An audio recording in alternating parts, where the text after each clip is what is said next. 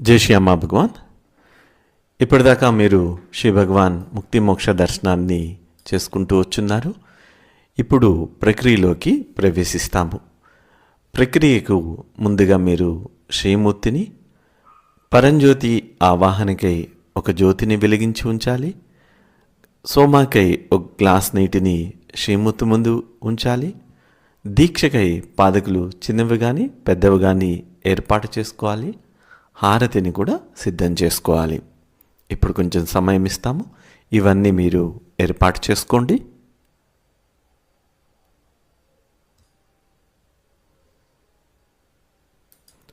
అందరికీ నమస్తే.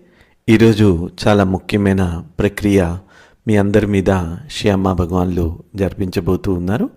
మీ అందరికీ తెలియవలసిన విషయం ఏమిటంటే, ఈ ప్రక్రియ అనేది నెలకు ఒకసారి ముక్తి మోక్ష దర్శనం రోజున మాత్రమే నిర్వహించబడుతూ ఉంటుంది.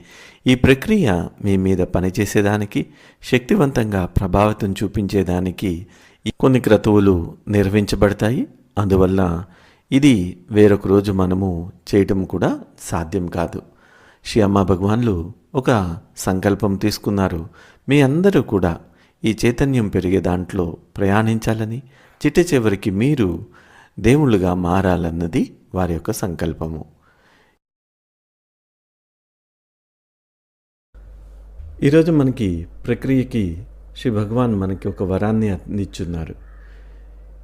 ఈ ప్రక్రియ సంకల్పాన్ని మనల్ని నిర్ధారించుకోమన్నారు.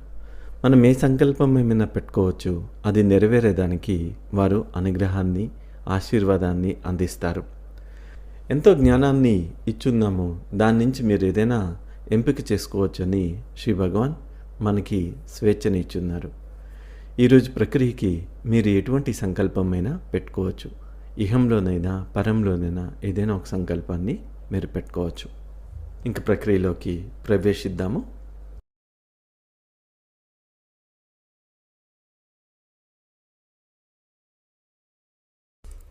ఇప్పుడు మనము ప్రక్రియలోకి ప్రవేశిస్తాము. అందరూ హారతి సిద్ధం చేసుకోండి. ఒక దీపాన్ని వెలిగించుకోండి. దీపంలోకి శ్రీ సర్వదేవ పరంజ్యోతి భగవతి భగవాన్ ఆవాహనం చేయబడతారు. మనము హారతిస్తూ పరంజ్యోతి భగవతి భగవాన్ని ఆవాహనం చేస్తాము.